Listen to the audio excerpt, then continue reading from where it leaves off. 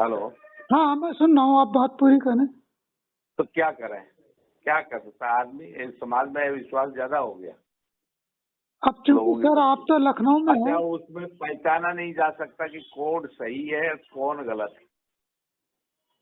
बहुत से लोग सही भी है लेकिन वो भी संधि के दायरे में आ जाते हैं। और जो नेक अच्छे हैं, जो आप कह रहे थे, वो मुंह बंद किए बैठे हैं घर में, वो बोल भी नहीं पा रहे। कह रहे यार, बहुत से लोग मेरे को लिखते हैं कि भैया क्या करें, अपनों से लड़ना ठीक नहीं है। लोग सही बोलते हैं तो लोग लड़ने लगते हैं, अपने ही गाली गलौज कर जाते हैं तो अपनों से लड़ें तो भी क्या लड़ें। बहुत से लोग मुझे नहीं लिखते सर, हैं। मेरी सर शोध कार्य ये है, और मैंने शोध कार्य को डिस्क्लोज भी कर दिया है। आप अगर मायावती के खिलाफ सोशल मीडिया पर लिख रहे हो तो अपने समाज का कोई आदमी आपको गाली गलौज नहीं करेगा। जो गाली गलौज करेगा वो जो है मिश्रा का भक्त होगा। वो तो और है। मिश्रा के भक्त जो है बूथ लेवल तक फैले हुए हैं।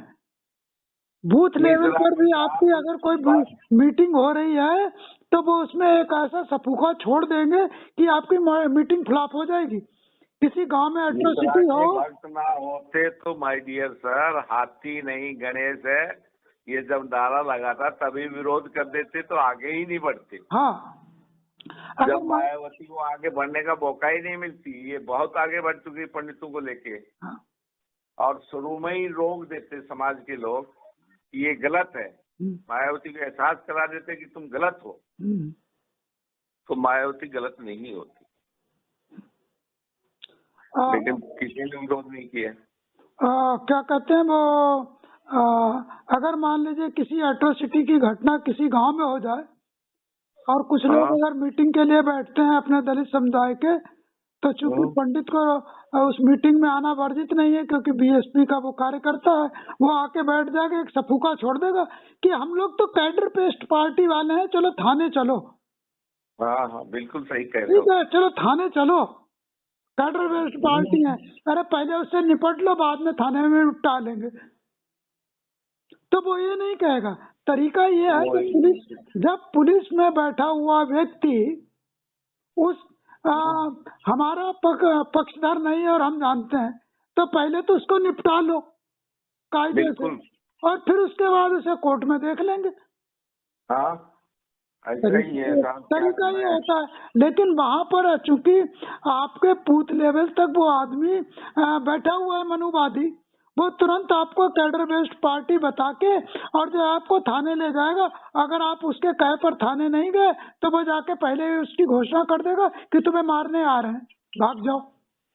अरे साहब, ऐसा है, समाज की मीटिंग में कोई मनुवादी होगा, उसकी समाज मनुवादियों की ज्यादा सुनता है, चाहे बेवकूफ बन के सुने। मैं बहुत जगह देखता हूँ, मनुवादियों पर ज्यादा विश्वास करते हैं हमारे लोग, पढ़े लिखे लोग। मायावती की मीटिंगों में सिर्फ मनुवादी बोलते हैं, हमारे समाज का आदमी तो चुप ही रहता है। तो क्या मायावती किसी को बोलने देती है क्या सामने? हाँ? नहीं तो वो जब सारे प्रस्ताव जो है मनुवादी लाते हैं और मनुवादियों को प्रस्ताव ही पास होते हैं। तो मायावती भी उनको नहीं बोलती, हमारे समाज के लोगों को खुद ही वो कचरा समझती है। और ये मेरे ख्याल से कहीं वो गिनीज बुक ऑफ रिकॉर्ड में ये होता कि किस पार्टी से कितने लोग निकाल दिए, समाज के सब लोगों को तो निकाल दिया। फाउंडर मेंबर कोई बचा है? मेरे ख्याल से कुछ नहीं, कोई भी नहीं है। बीएसपी का फाउंडर मेंबर सबको बाहर कर दिया। अब समाज जब बाहर कर देता तो समाज चुपचाप, उसको फिर बाकी लोग उसका समर्थन करते हैं, कहता हाँ ये गलत था ही, चाहे गलत ना ही हो। अफसर आप भले साहस ना जुटा पा रहे हो, मैं तो जो पोस्ट आपको लाल दिखती है या लॉन्ग पोस्ट दिखती है, हम तो उस पोस्ट को तुरंत जो उठा के मायावती को भी टैग कर दे रहे हैं। ठीक है, अब मायावती को भी इसे टैग कर दे रहे हैं। अब मायावती के मीडिया सेल उन तक पहुंचाए या ना पहुंचाए, उसकी ड्यूटी है ना। वो नहीं पूछा मायावती का। हम तो अपना काम कर दे रहे हैं। अब भाई ठीक है, अब जैसे आप लोग लखनऊ में बैठे हैं, अरे हम तो उसके ना हो तो मेरी कई शिकायत बार लेकर ही पहुंच जाए कि भैया मित्रा जी आप कल आपके खिलाफ ज्यादा लिख रहे हैं, इनकी क्लास लगा दो, बुलवा कुछ तो ले नहीं एक बार, लगा सकती है ना। साहब, कुछ नहीं लगा सकते। मैं तो मायावती के एक्स पे ही लिख देता हूँ, मायावती एक्स पे पोस्ट डालती है, उसी पर जवाब दे देता हूँ। हाँ तो मैं और बहुत से एक्स पर ही लिख रहा हूँ, मैं मेरे भी को एक्स कहा पर कि लिख रहा मैं बीए मायावती से मिला दूं, वो कर दूं, आप इतना क्यों लिखते हो? मैं सेटअप हूँ। अला बुढ़ापे में मुझे कुछ नहीं करना, मुझे जो है सच्चा लिखू, सच्चाई फैक्ट है वही लिखूंगा।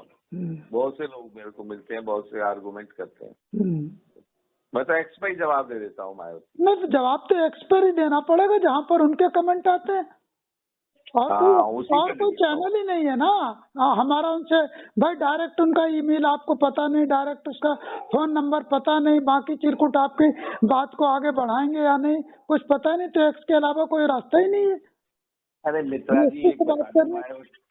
मायावती खुद भी समाज को नहीं चाहती है। मैं आपको एक किस्सा बताऊं, एक किस्सा बताता हूँ। मैं किसी समय में SC/ST का HL का ऑफिसर एंड एम्प्लॉय एसोसिएशन का प्रेसिडेंट था। जी। जब पहली बार जब ये मायावती सरकार बनाई थी और सरकार जब गिर गई थी, गिरी थी, उसके बाद 14 अप्रैल आनी थी, तो HL के लोगों ने कहा यार आपके कुछ संबंध हैं ज्यादा इधर उधर, आप मायावती को 5 मिनट के लिए बुला लो। मतलब इसमें 14 अप्रैल की उसमें प्रोग्राम में। तो मैंने कहा प्रयास करूंगा। तो एक डॉक्टर थे, तो मैंने डॉक्टर को कहा यार डॉक्टर साहब, मायावती को हम निमंत्रण करना चाह रहे हैं यार, कुछ मदद करो। तो एक RK चौधरी थे लखनऊ के, हैदराबाद की, जी जी जी जानते हो नहीं? तो मैंने उनको कहा, जी। मैंने कहा यार मायावती से अपॉइंटमेंट लेना है। तो RK चौधरी, मैं नेताओं से नहीं मिलता हूँ, मेरी आदत है शुरू ही से, सरकार रहे जो रहे, बिना इसके फालतू की बात नहीं करता हूँ मैं। और चूंकि मैं वो ऐसे यहाँ लॉ और मैं मेरे रिश्तेदार 2-3 रिश्तेदार IPS DG तक भी रहे हैं, तो मुझे किसी की ज्यादा जरूरत भी नहीं पड़ती। तो RK चौधरी ने पता नहीं उसके पास कहाँ रिपोर्ट थी, उसने कहा कि अरे भैया मैं नहीं मिलाऊंगा आपको, आप हरियाणा के आदमी हो, वहाँ क्या बोल दो क्या नहीं बोल दो, मेरे को बाहर कर देगी वो। मना कर दिया। उसके बाद हमने इधर उधर करके एक सुखदेव राजभर थे, वो स्वास्थ्य मंत्री थे, और क्योंकि सरकार गिर गई थी तो वो वही सरकारी बदले में रहता था, उसको अप्रोच लगाई। तो उसने कहा भैया यार मैं मिला तो दूंगा लेकिन कुछ बोलना नहीं। तो मान्यवर मायावती से टाइम लिया, और टाइम लेके टाइम पे गए तो 2 घंटे तो मायावती हम लोगों को हॉल में बैठाई रखी। और न मीटिंग चल रही थी न कुछ था, वो अंदर ही घर में ही थी। और बाद में जब मिली तब उसने कहा कि हमारी रैली है, ये जयंती उनती छोड़ो, बाबा साहब की जयंती उनती कुछ नहीं। और बोला सुखदेव इसको गाड़ी दो, कालोरिया जी को गाड़ी दो और ये प्रचार करेगा रैली के लिए। अबे मैंने कहा मैडम, जब मैं बोलने लगा तो राजभर ने मेरे को पैर दबाया, बोल मत, तो मैं चुपचाप चला आया। उसके बाद मैंने कहा कट गया था। हाँ, तो कहाँ तक पहुँचे थे हम? हाँ, राजभर से आपकी मुलाकात हुई और राजभर जी ने आपको बहन जी से मिलवाया।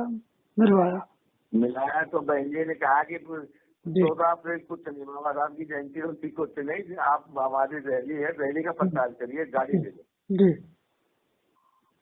मैंने कहा बाहर निकल के मैं वही बोलने वाला था, लेकिन उसने बोलने नहीं किया। राजभर ने कहा यार तो पैर दबाया, तो मैं चुप हो गया। मैंने कहा यार इसको भी निकाल देगी है, क्योंकि उस टाइम जो फायर ब्रांड नेता था, क्या नाम था यार, वो निकाल दी ना, भास्कर को उससे पहले निकाल ही दिया था।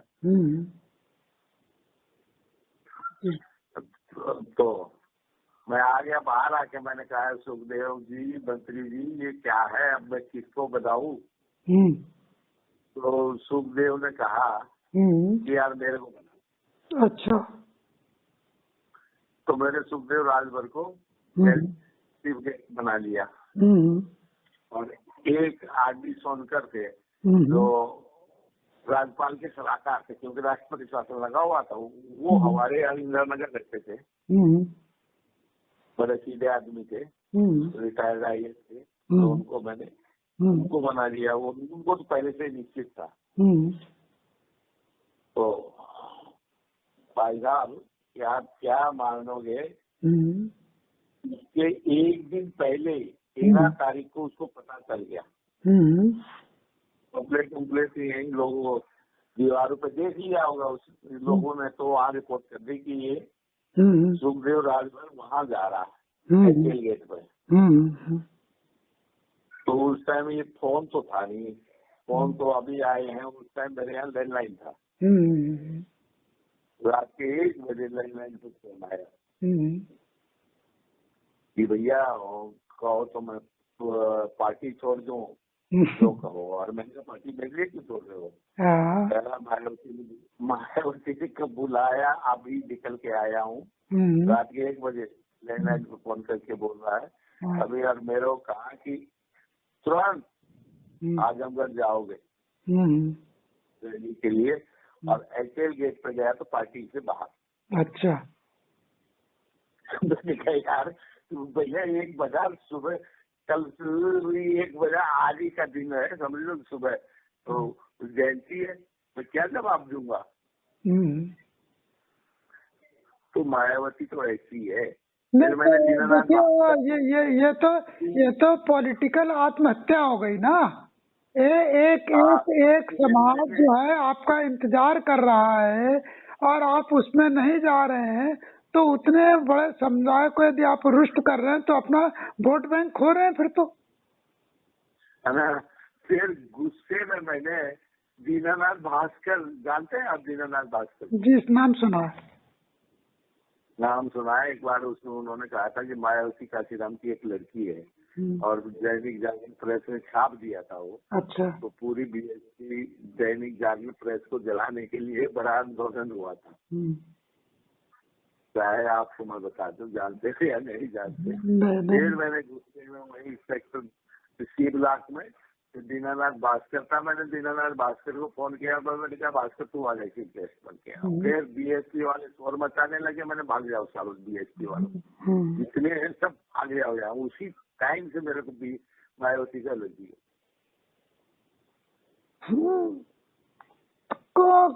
मतलब समाज अगर टूट रहा है, वोट बैंक कम हो रहा है, तो कहीं ना कहीं कुछ कमियां तो रही है। अब चूंकि ये कमियां हैं तो साहब उसको, यदि आप सामाजिक हैं, समाज के बदौलत इतने पैसे भी कमा लिए, इतना नाम कमा लिया। अरे अब तो BSP खत्म हो रही है, उसको बचाने के लिए किसी अच्छे मिशनरी को सौंप दो, अब तो सौंप दो। लेकिन वो भी नहीं, क्या करोगे? तो इसको सामाजिक कह सकते हैं क्या? नहीं, ये तो जो है पॉलिटिकल भी नहीं दिख रहा है। कुछ नहीं। पॉलिटिकल में आदमी ये तो देखता है कि यार मेरा वोट किन कारणों से टूट रहा है, हमारी प्रतिष्ठा जो है किन कारणों से घट रही है, हम ऐसा क्या कर रहे हैं, उसका एनालिसिस तो करता है। उसको भैया वोट से मित्रा जी, न वोट से मतलब है, न कुछ पैसे से मतलब है, अब अपने परिवार से मतलब, केवल इतना ही है, परिवार को। अब कुछ नहीं बचा। अब वो एनालिसिस ही नहीं करते कि ग्राफ क्यों गिर रहा। नहीं देखो, एनालिसिस तो करे बैठ के। व्यापारी को तो अपने पैसे को बचा लेने की कला आती है। व्यापारी को अपने पैसे को बचा लेने की कला आती है। आर्थिक सोच के व्यक्ति को अपने पैसे को बचा लेने की कला आती है, लेकिन शौर्य से जुड़ा हुआ व्यक्ति को अपने पैसे को बचाने की कला नहीं आती। जब तक उसके पास शौर्य है तब तक ही उसका पैसा बचा हुआ है, वरना तो एक झटके में पैसा लुट जाता है, किसी काम में नहीं आता है।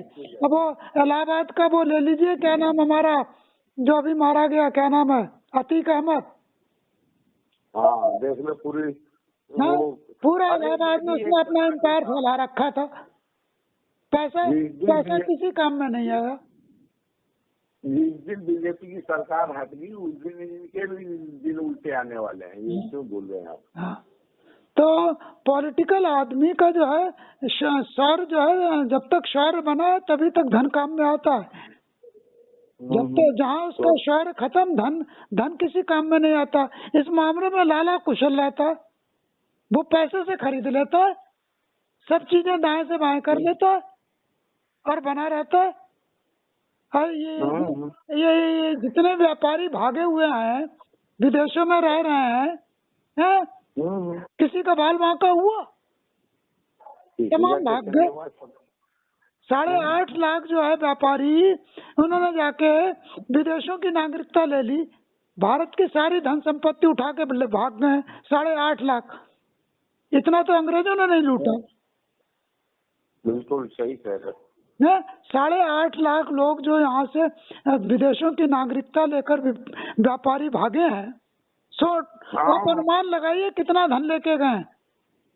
अरे भैया, देश को बर्बाद कर दिया। और इसके आंकड़े प्रस्तुत नहीं कर रही है, ना कांग्रेस प्रस्तुत कर रही, ना बीजेपी प्रस्तुत कर रही कि जिन 8.5 लाख लोगों ने विदेश की नागरिकता ली है, विदेश में शिफ्ट हो गए, वो भारत से धन कितना ले गए। कांग्रेस और बीजेपी एक ही है। कांग्रेस में इतना है कि वो बीजेपी एंग्री है और कांग्रेस स्लो पॉइजन है। हाँ, बस स्लो पॉइजन, बस जी। और ये एंग्री मैन जिसको क्या बोलते हैं हिंदी में, हार्ड पॉइजन कह सकते हो, तीव्र जहर कह सकते हो, हार्ड पॉइजन कह सकते हो। हाँ, हार्ट लाइनर कह लीजिए, हार्ट पॉइजन कह लीजिए, कुछ भी कह लीजिए। कांग्रेस स्लो पॉइजन, बस इतना ही अंतर है। तो फिलहाल तो अब इसमें तो हमसे जो लोग सलाह मांगते हैं कि आप मायावती की इतनी बारे में इतना लिखते हैं, इतनी उपेक्षा करते हैं, तो उसका विकल्प क्या है? तब ना विकल्प तो इस समय यही है कि थोड़ी सी मेहनत करो, अपने क्षेत्र में जितने प्रत्याशी खड़े हैं सबका जाके रात में 10 बजे गेट बजा दो। भाई, चुनाव आपके क्षेत्र में, 10 बजे जाके गेट बजा दो, कहीं हमें मिलना है, देखो वो मिलने के लिए आता है क्या? बिल्कुल सही कह रहे हैं। अगर वो मिलने के लिए आता है या अगले दिन आपको बुलाता है तो समझो कि वो दुख तकलीफ में तुम्हारे साथ खड़ा होगा। ना वो आता है ना बुलाता है, तो आपको ये जान लो अभी तो उसके पास कुर्सी नहीं है, तब ये अहंकार है। अभी तो पैसे का अहंकार है, कुर्सी का नहीं है। पैसा है इसलिए चुनाव लड़ रहा है।